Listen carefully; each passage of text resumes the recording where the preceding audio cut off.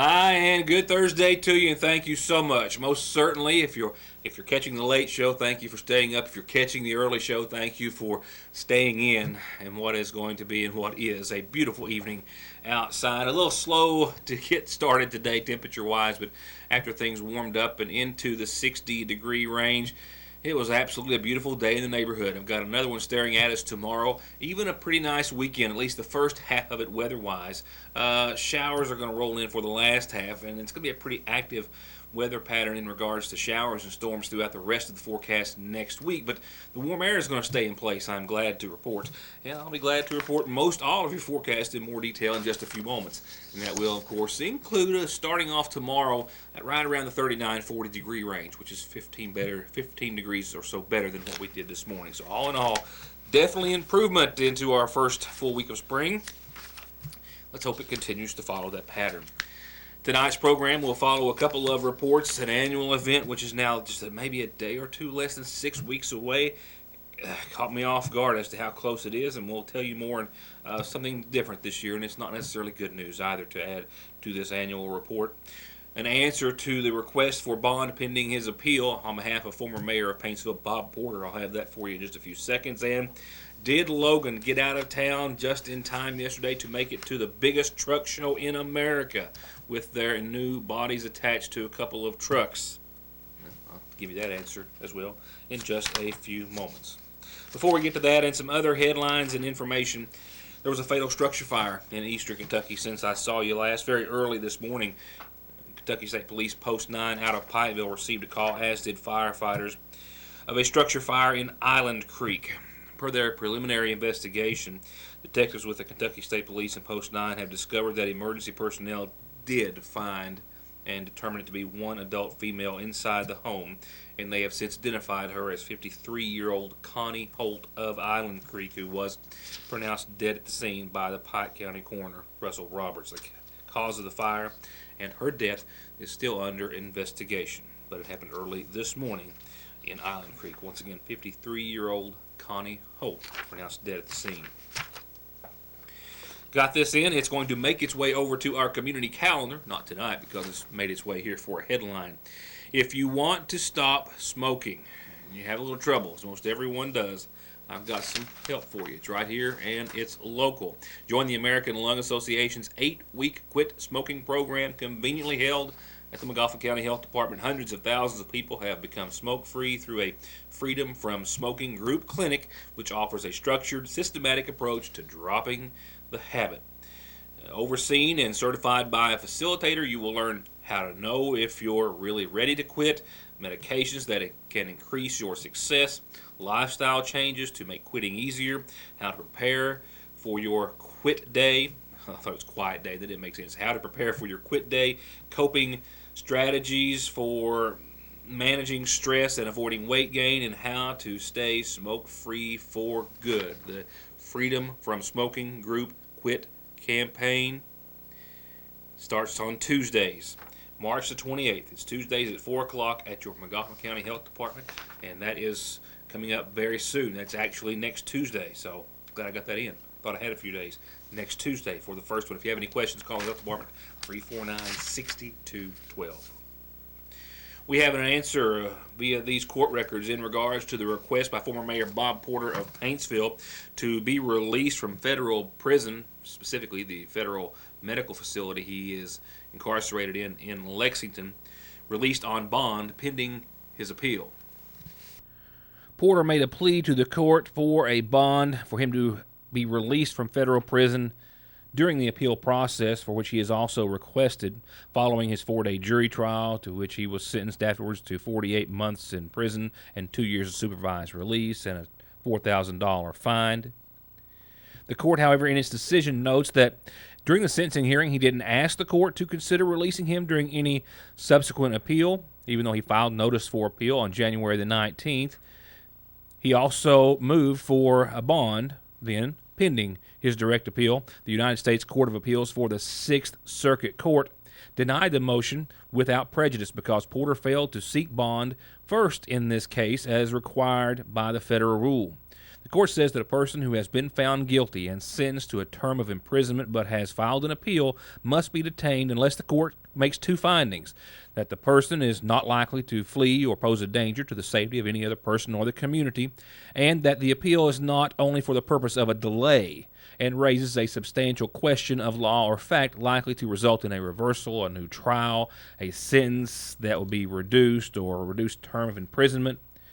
In his request, he raised several different matters asking for an appeal in which he believed that they would meet substantial question standard, that the evidence supporting his conviction lacked the necessary official act and quid pro quo agreement, that, as well as some other factors in the 14-page document that I have before me.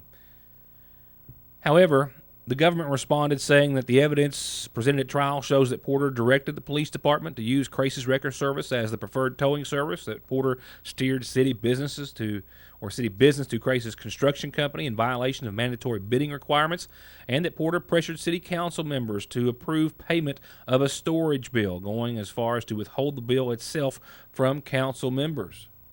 Porter also claims the government improperly presented deposition testimony of a critical witness, Laura Jackie Miller, over defense's objection and in violation of his rights under the Confrontational Clause of the Sixth Amendment. And taking into consideration those arguments and others, the government conceded and the court acknowledged that Porter does not present a flight risk, nor does he pose a physical threat to the community, and there is also no indication that Porter's appeal is taken for the purpose of delay. However, Porter's motion does not present a substantial question that, if decided in his favor, would entitle him to appellate relief. So accordingly, it was hereby ordered that his motion for bond pending his appeal was denied, as was signed by United States District Judge Danny C. Reeves, meaning that Porter will stay incarcerated to serve at least 85% of his 48-month prison sentence unless an appeal, which has not yet, I believe, been granted, were to overturn that ruling. I'll be right back.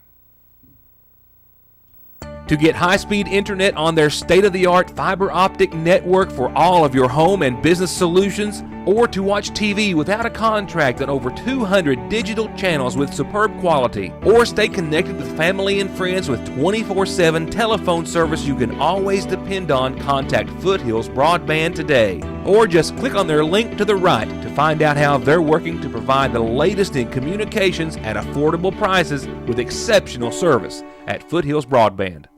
I got to tell you, it had the feel like many of the car shows that I try to catch late at night, Gas Monkey Garage and a host of those other similar programs, as to whether or not the Logan Corporation here in Sagersville, was going to finish their new aluminum bed, their first ever, and another, just in time for the big show. It, I think, would have made, I was literally afraid to film it because they thought they were going to be that close and didn't know if they would make it. But towards the end, they were confident that they were, and indeed, to the tune of just a few hours, pulled out of Sagersville yesterday to one of the biggest shows, if not the biggest show in the United States.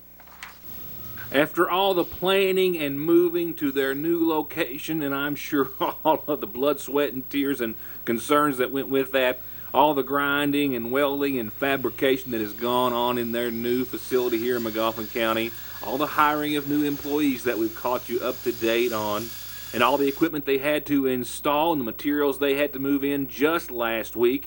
We started the aluminum body, our first aluminum body on Monday, and we have to have it sitting in Louisville, shined up and ready for the show this coming Wednesday. So we had 10 days to do it in, pretty much. And the pressure's there. The aluminum was a little bit late coming in, our actual material to build it with. That's caused us to be a little bit under the gun, but we have always performed well that way. We wouldn't. Most of our other projects get done this way, but we're going to be successful, and it's going to be something. And they made it literally just in time with not much more than an hour or so to spare. They've been working around the clock for the past week or close to 2 weeks now, and here are the fruits of their labors as I caught them rolling out of the factory just yesterday. They're taking 2 trucks to the big show this weekend, this gorgeous painted steel body and their aluminum steel hybrid bed, which is state-of-the-art and the first one that they've ever built, with orders already coming in for more. And they're both headed to the Mid-America Truck Show this weekend in Louisville. It's Thursday, Friday, and Saturday. It's the largest annual heavy-duty trucking event in the world. in Louisville, Kentucky, at the Exposition Center. It attracts over 70,000 people, over 1,000 exhibitors and booths, where everyone can come and experience the entire trucking industry under one roof. And Logan, based right here in Sagersville and Magoffin County, is looking to make a big splash with a lot of people in that industry. And on that note, I don't know how many of you would like to take in the Mid-America Trucking Show. I can tell you it is, as I just said earlier, Thursday, Friday, and Saturday. It started today, but tomorrow and Saturday, the big days. They have all sorts of things to see. They have entertainment. Thompson Square is performing tomorrow night. And if you would like to go, let me save you some bucks. They have given me a few dozen tickets here. I think it's $15 or $20 to get in for the show, and each one of these tickets will get you in for the weekend. Something that you're thinking about doing and heading on down to Louisville, courtesy of Logan and the Mid-America Trucking Show, give me a call. We'll get you set up with some tickets. Here's tonight's Magoffin Farm Bureau Community Calendar. Just a couple of reminders. First off, and this one's a few days away, as is Easter, but we'll hop into town before you know it. Kids, you can have breakfast with the Easter Bunny, moms, dads, family, friends. You can take pictures of them doing so at the Magoffin County Health Department for just $5. And that's pancakes, sausage, bacon, and a drink. And all the money goes to support the Children's Miracle Network. It's a fundraiser at the health department, and that is, as you saw, on Saturday the 8th, that morning, 9 till 11. Kindergarten registration at South Magoffin Elementary is April the 10th through the 21st. If your child is going to be 5 years old on or before August the 1st, remember the date has changed this year, he or she is eligible to register for kindergarten. Stop by or call the school, 884-7325. And this is an important one to us as well. The 5th annual Rockin' Barkin' Barbecue is coming up on Saturday the 8th. I'll remind you about it in a few times next week, but it's $35 per person. It's a great time. I covered it last year. A great barbecue meal over at the Country Club in Paintsville. They have a lot of cool things to do, a lot of great entertainment. Tim Elkins, Troy Birch is going to be there, and an excellent cause supporting the Johnson County Animal Shelter, Whiskers or Wags. That's Saturday the 8th, 6 to 10 that evening at the Country Club. And to have your announcements seen and heard, tell me and I'll tell everyone else about it. Mail, email, Facebook, phone, fax, drop it off at the studio. We'll get it on one way or the other. And remember, you can catch our programming if you missed it the first time or need to see it again on our website at yournewstoday.com and on our YouTube channel as well. Your News Today, of course, by Ritt Mortimer. Next, on behalf of our friends at the Magoffin County Funeral Home, we wish to remind you about services to be held in honor of 35-year-old Carolyn Sue Shepard of Hazard, who passed away on the 21st, formerly of Magoffin County, the daughter of Pastor Robert Shepard and the late Margaret Bailey Shepard. And besides her father, she's survived by her husband, Ronnie Rose, and her daughter, Gabrielle Fletcher. Visitation is going to be the rest of this evening, all day tomorrow, and up until services. They'll start Saturday morning at 11, with visitation and services from the Church of the Eternal God. Burial will follow at the Bailey Cemetery at Salt Lick, while the Magoffin County Funeral Home is in charge of arrangements.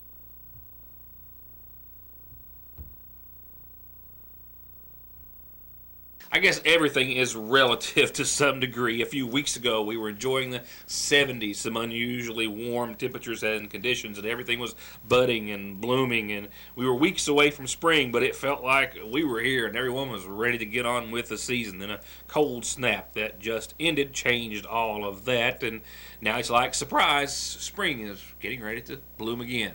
I've got another surprise for you that happens around this time of year. We are now just barely, if that, 6 weeks away from the 37th annual Magoffin County Rescue Squad Media Auction, always held the first weekend in May. This makes number 37, and we're still here. Most of us are here from the years, and maybe a lot of new people out there don't understand what will happen here in about 6 weeks is the 37th annual Magoffin County Rescue Squad Media Auction will be live from here at the squad building on Thursday, May the 4th, Friday, May the 5th, and on Saturday evening, May the 7th. So we're going to start collecting items, and we ask you again to be very appreciative to donate us what you can. And to pick up those donations, rescue squad personnel are already making the rounds to area businesses in the county and in the surrounding communities and counties as well. And you know the drill. We've been doing this for 37 years now. If you have something you would like to donate to the squad, you can always give them a call at 349-5500. An item to put up for auction or monetary donation, what have you. We'll be glad to pick it up at your convenience. All building up to the 37th annual Rescue Squad Media Auction. And I know that every year I remind everyone out there of the less than shoestring budget that the all-volunteer squad operates on, rolling to hundreds of calls every year, and how that costs and utilities, of course, and insurance are always on the rise, and how trucks and equipment are always getting older. And it's the same this year. And I'm sure even worse and more serious, to be honest. There's an even bigger problem that the squad has right now, front and center, above and beyond the auction and the normal yearly operational costs, and it's supposed to sit right here. Rescue One, the main response truck, already costing the squad thousands of dollars every year for the past several years in repairs, is out of commission, and the squad is completely unsure of what's going to happen, having to haul the Jaws of Life and other life-saving equipment in their animal rescue trailer behind an even older truck as their only option for the time being. Rescue One right now is the F550 Ford is down. We've had numerous problems with that 6.0 motor. We have an excellent diesel mechanic that is trying to solve the problem, and that motor has been very bad since the day it came out, and there actually was a class action lawsuit. We did not find out about that lawsuit until about 2 weeks ago, and it was settled in 2013. So, you know, they didn't send out any flyers, markets, or anything like that about this class action suit. So I have written a letter to the class action lawsuit lawyers stating our problem, wasn't notified, anything about this. If there's any money, we spent several $1,000s in trying to redo this motor, and it's still now got problems. We hope to remedy those problems as soon as the problem can be found on this time. I mean, we've had it down several times, but fixed it back. But that is not a good motor. Ford will not admit that it is a bad motor, but they did settle with the class action suit, but we didn't receive anything as of yet. And let's be honest, really don't expect to.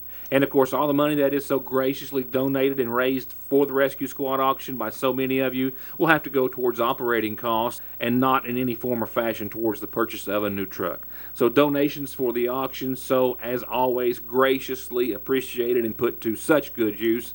And any big and bright ideas that anyone may have in regards to replacing an ailing rescue response truck, well, those greatly appreciated as well. I'll be keeping you up to date on the auction and that situation as well. And again, anybody with any big bright ideas, as I said, we would certainly love to hear them. Whether it's just trying to strip down and maybe purchase a cabin chassis and then transfer the bed, the old bed and everything over to it, you're still talking at a $50,000 cost. And to purchase a completely new truck off the line with all the equipment that it needs, and which is really what they need, you're upwards of over $100,000. So either way, it's a serious situation. There's no money from Homeland Security, no other grant funds. We've checked with legislators and others, and even if it were to get put into the budget, our state legislators were able to put it into the budget. That would be the 17-18 budget, and they wouldn't be able to draw down any of that money until the end of 2018 or the middle of 2018. That's the very, very earliest, and that would be a best case scenario, and we don't really expect that to be able to happen as of right now. So a little food for thought. Here's a little food for thought, I guess. Good a segue as I can come out of that with your forecast for what's going to be a beautiful Friday ahead. And not too shabby of an end to your Thursday. I got 74 degrees right now at 6:30, or a minute or two shy from it. And that's probably pretty accurate. I'm going to say it's completely accurate and totally nice. And we're only going to fall back to about 40 degrees tonight. That's the coldest night, mind you, of the forecast, too. And that's not a bad temperature, but You compare it to 48 and 54 for the next couple of nights, and it's not all that great. Nevertheless, tomorrow we should rebound from mostly cloudy skies tonight, not making any precipitation, to your Friday where we'll see 71 and 48, mostly cloudy skies, still dry, slight wind out of the southwest, 5 to maybe 9 miles per hour tomorrow, dry. Cloudy, not as sunny, but warm. I don't think anyone's going to complain. It's going to be nice. Going into your Saturday, we're going to hold on to that pattern and even bump it up to about 73 for daytime highs on your Saturday. Still mostly cloudy skies, still not making any showers Saturday.